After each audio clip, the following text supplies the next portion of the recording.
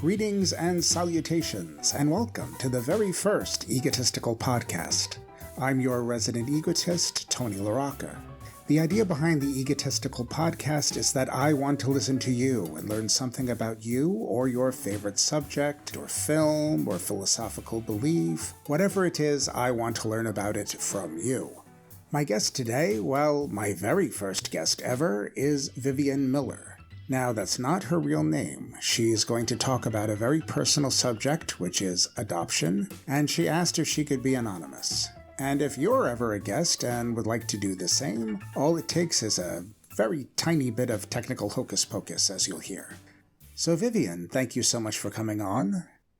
Yes, thank you for having me here. I appreciate the opportunity to talk about my experience, especially since it's a difficult topic for me to discuss with people because I've found that there's a lot of strong feelings out there about adoption and adoptees, and also because I want to protect my adoptive parents and my birth family.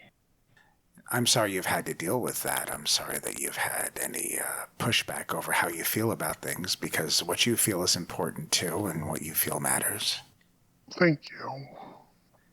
So, am I allowed to say that you're older than 30 but younger than 60? Yes. So, how would you like to do this? Would you just like to tell your story? I can tell my story, and I guess if you have any questions, then I would appreciate you just chiming in. Sure. So at the time that I was adopted, all adoptions were closed adoptions, meaning that my birth certificate was changed to show my adoptive parents' names as my parents versus my birth parents, and my original birth certificate was locked and sealed away. I had no legal right to see it, and also their identities were, not supposed to be revealed to me of my birth parents. And when my parents adopted me, I'm just going to say my parents instead of adoptive parents. I understand. Because I do view them as my parents. They were just told it doesn't matter about your child. All you have to do is give your child lots of love and care, and it won't matter to them if they don't know their birth parents' identity. You're their parents, and that's it. And all they need is lots of love, and your child will be perfectly fine. Yeah, if I could interject, as a father myself, I think our whole generation, because I'm also somewhere between 30 and 60, I think our whole generation was kind of sold on the idea that children are a blank slate. So nature doesn't matter at all. It's the only nurture that matters. And it turns out, at least from my point of view, that nature has at least, if not more, as much to do with their development as their nurturing. Yeah, I agree with you, and that's something that I discovered once I go into my whole story, because I do now know my birth family, and I saw how much nature played into who I am in a very big way. And also I see how much my nurturing has influenced me as well, but I was really, really surprised and taken aback how much the nature part had a part in who I am. So nowadays, a lot of adoptions, I just read that most of them are open adoptions, and I guess that can range from anything like where the adoptive parents choose the birth mother, or they send them regular pictures, and they talk openly with the child about their adoption, which I think is good, that the child knows this information from the beginning. I can see that adoptive parents are changing their point of view. Just from some instance, I was at a Boy Scout outing for my son, and one of the fathers was talking about how his son was adopted, and he acknowledged the fact that this was hard for his son at times, especially not knowing who his parents were, his birth parents, because he was adopted from Russia, and obviously that would be very challenging to go find them. But he acknowledged that his son had pain over that, and that it wasn't a threat to him, that he felt compassion for him. Yeah, again, if I could interrupt you. Yeah. One time, when I was in the Army almost 30 years and 50 pounds ago, I learned Russian in the Army for a bit, and I came home one Christmas, and friends of my parents had adopted Russian orphans. And they were about 3 or 4 years old, and I said, Svasvicha Kakdala, just hello, how are you? And they just ran up to me and wrapped their arms around my legs, like just that it was something familiar. So I guess there's that sense of, needing for some familiar or something to latch onto. Yeah, that must be very difficult to be adopted. I was adopted at 2 months old, so I don't have any memory of my experience, before I was adopted. That must be very challenging to be adopted as you're older and you have a whole memory of a whole different culture or even of your parents. I was also going to say an anecdote about one of my son's friends. He was over for a birthday party for my son, and his mom went to a sperm bank and did the whole sperm donor and had him and his sister, and he was talking about something. He's like, yeah, it's really hard for me because I don't know my father. And I guess my point in saying the story is the fact that how painful it is to be separated from a parent, to not know part of who they are genetically. That people feel pain over that. But the fact that he was able to admit it, and he was like that his mom acknowledged that. Well, that's good. Yeah. Now, you mentioned before that you've actually received some blowback from expressing your views on adoption. Would you mind sharing one of those stories? I've talked to some people that I've shared, and they don't think the adopted person should know that they're adopted. Like I've been told that, or that you're being disloyal and mean to your parents that adopted you to look for your birth family. And I would say to them, imagine like the number one hobby is genealogy, and most of the people that are doing already know who their brothers and sisters and grandparents and parents are. And they still have a curiosity to know beyond that. So imagine not even knowing the basics. Yeah. And then I would say, imagine choose a family on your block. It's like a thought experiment. And imagine you grew up with them. Now look how different they look from you physically, how different their interests might be from you, and imagine that you had to grow up with them. Wouldn't that be hard? Yeah, absolutely. And then another thing they say a lot is imagine you were inside your mother and you're familiar with her sounds and the smells and everything about your mother, and then all of a sudden you're given birth to and you're taken away from that. Yeah, because when kids are born, they have that whole bonding thing where they put the baby on the mother. And so to have that connection and then be taken from that must be jarring on some basic level. Yeah. But this doesn't mean because I know there's a need for children to be adopted, obviously. There are circumstances surrounding the fact that whether the mother that gave birth, she's not able to care for the child for one reason or another. Yeah, it's not like Father Murphy. You can't send them all to the work home. Right. So obviously that's always going to be around, that there's going to be a need for adoption.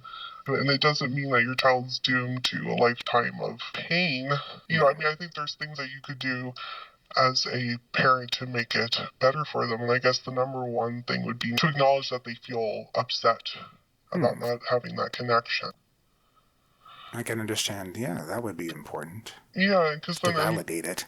You just to validate it, and then the child will trust you. Like if you're validating their feelings, then they're gonna feel a close bond to you because you're the one that's taking care of them, and they love you and they want to. Like any child wants to make their parents happy, and please them, and they will love you even more if you acknowledge their feelings.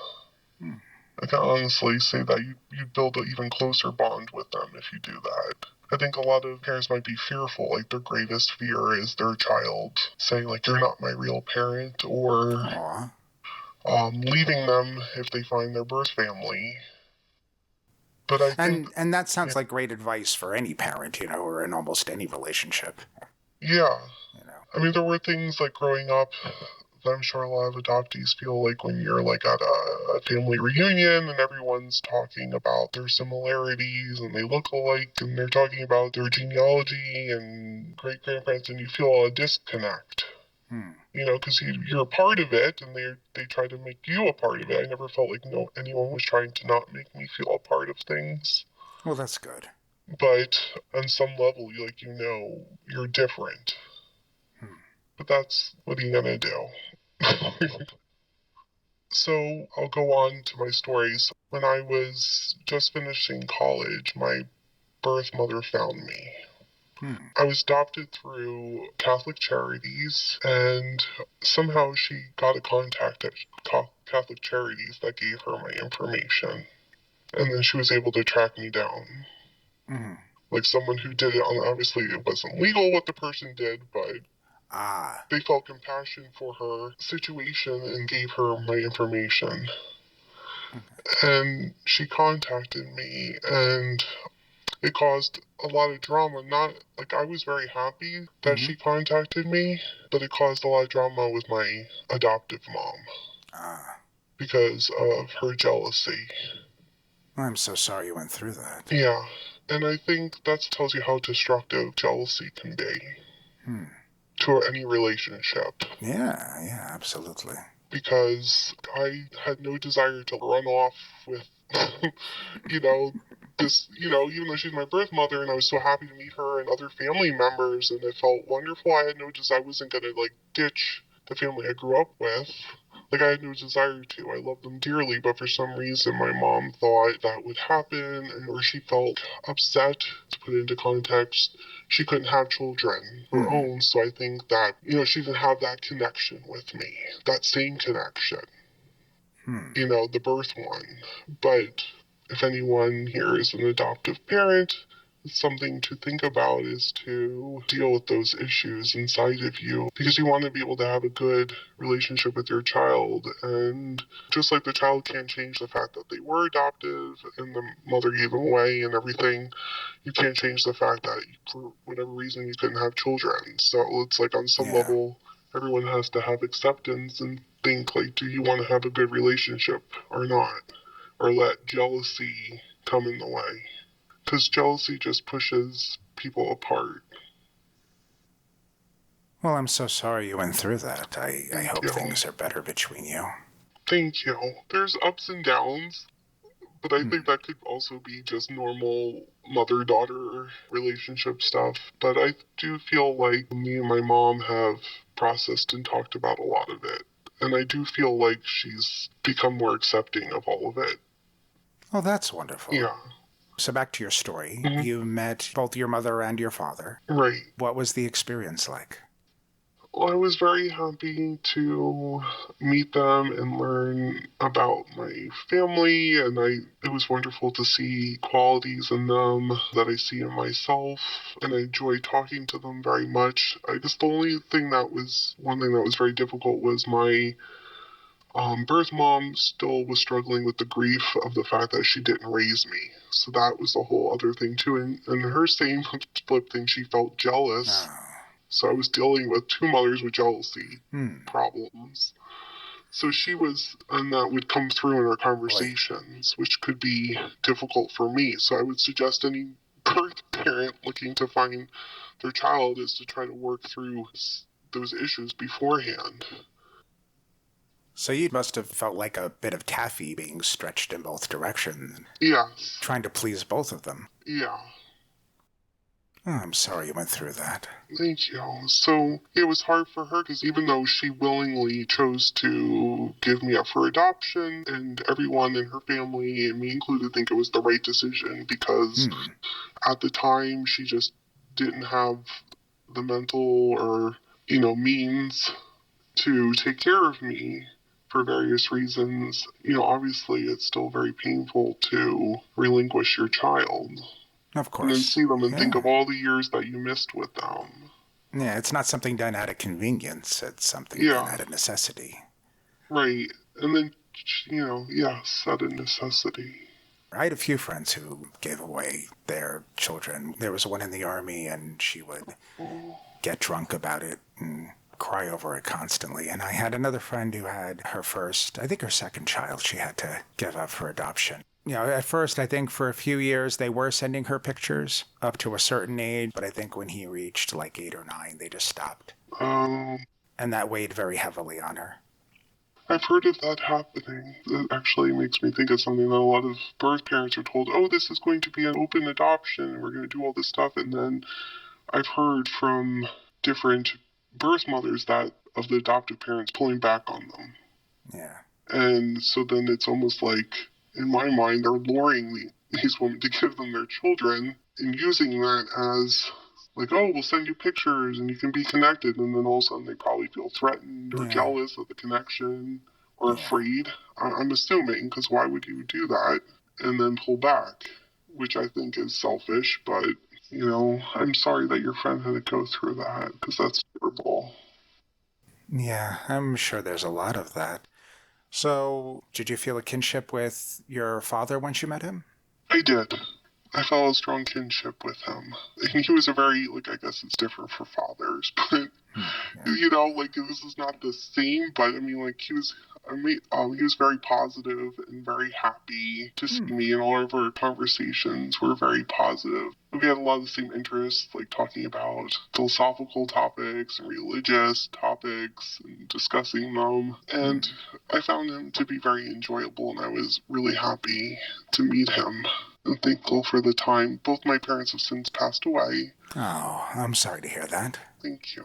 But I still keep in touch with, I'm closest to an aunt, my mother's sister, that I keep in close contact with, and it means the world to me to be close to her and know about my cousin, her daughter, and my younger cousin, her granddaughter, how they're doing, and just feeling a connection with all of them. And I can't overstate how wonderful it is seeing that biological connection. They get how you are, or they understand, or they know other family members that were similar to you. Like if I'm talking to my aunt, or just the different interests that I have that I see in my family, it makes me feel more whole. Well, that's wonderful that you have that connection finally. Yeah, but I know that there's adoptees out there that might think of wanting to reunite, or maybe they're afraid to for various reasons. When I was younger, I would go and I would talk to my mom and ask her 10 million questions of anything that she knew. And she gave me minimal information because they didn't really tell her a lot. But I would have this fantasy of I think I was afraid to meet them. Maybe inside it was because I felt like it would hurt my parents if I did find them. I would have a fantasy that I just wanted to know what they looked like. I just wanted to be a voyeur to them or somehow, just so I could see what they look like. That's all I wanted. But I think there's probably a lot of adoptees that are afraid of hurting their adoptive parents. I know a lot of adoptees that waited till they died and then they looked because they were afraid. They waited till their adoptive parents died. Yeah, they waited till their adoptive parents passed away and then they looked because they were afraid of feeling like they were being disloyal. And then also, I think there's a fear of they're going to be rejected. I think there's adoptees that felt like the birth mom giving them away was rejecting them, and they feel abandoned. Yeah. They felt abandoned by them.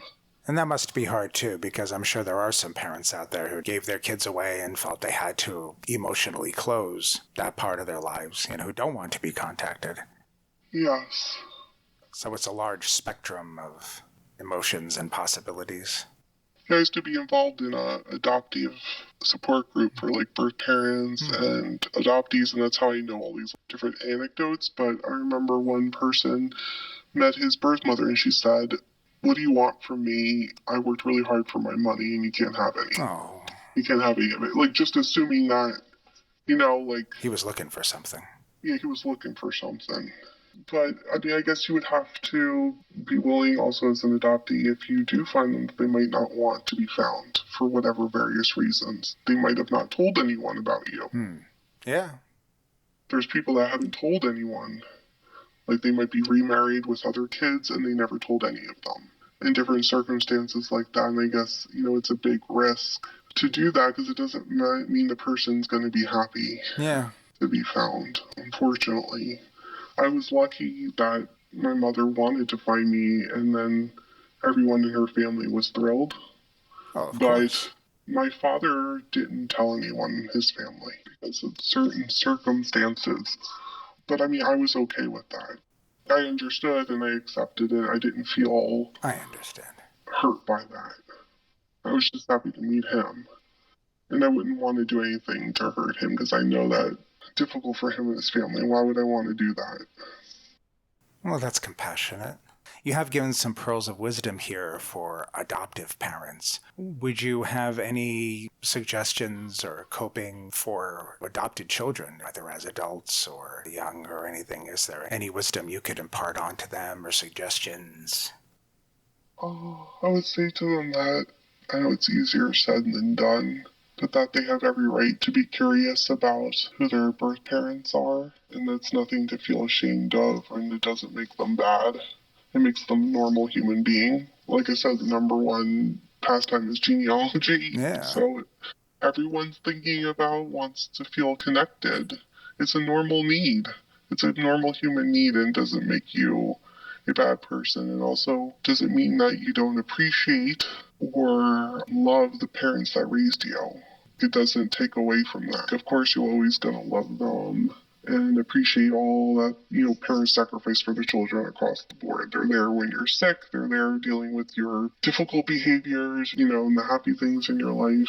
And you're always going to appreciate them like any child appreciates their parents. And another thing is, if you do decide to find your birth parents, is to realize they might not want to be found. And I guess prepare yourself for that somehow.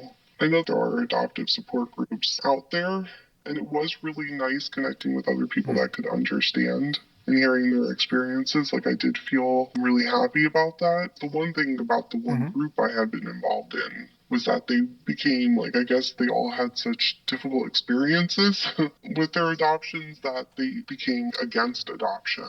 So you felt it was all negative with them? Yes, I thought too much negative. I think it's good to have your feelings validated and to get your feelings out, but then there reaches a point where you can't just wallow. You can't let it define you. Oh, that's a very good... these are all very good points. We reach a level of acceptance. Like, I can't change. This is, my life, and this is what happened. I acknowledge that I feel pain because of certain things related to this, but I need to find acceptance and then live my life.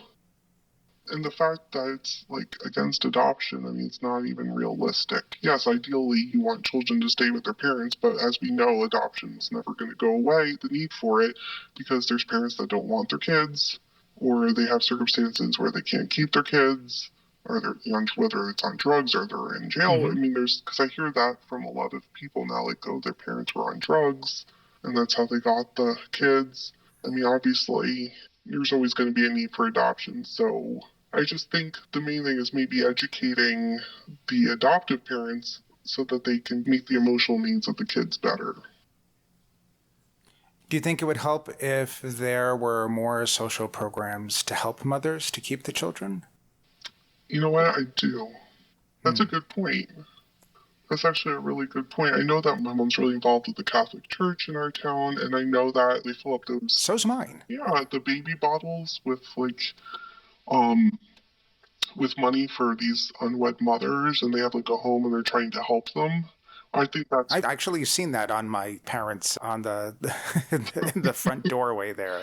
Yeah. They had those, yeah. But I think that's wonderful. I think you're trying to help a woman who's pregnant and struggling, and then maybe help them find resources and get them back on their feet, and they do want to keep their child. I think that's wonderful.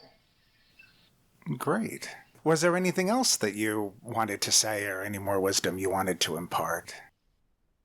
There is something that I forgot to say is that one thing I definitely think that my parents did right was telling me from a very young age, I don't even remember how old, maybe 3, that I was adopted, and being very honest with me the whole time about it.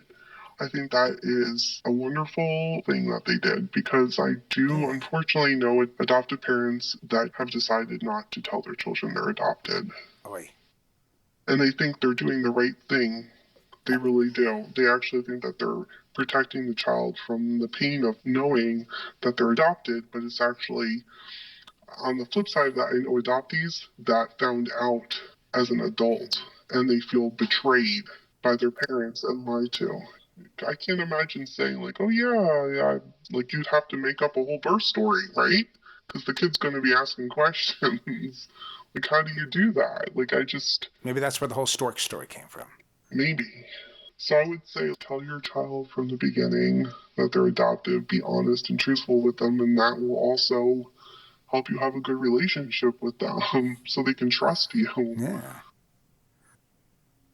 Well, that's wonderful that your parents did everything they could. Yes.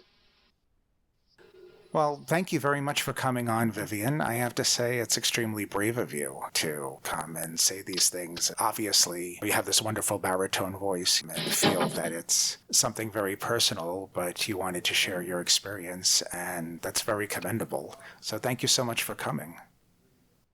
Thank you so much for having me. I think it's wonderful so that I can share my experience, and hopefully any adoptees or birth parents or adoptive parents listening, hopefully my story resonates with them somehow or they learn something from my experience.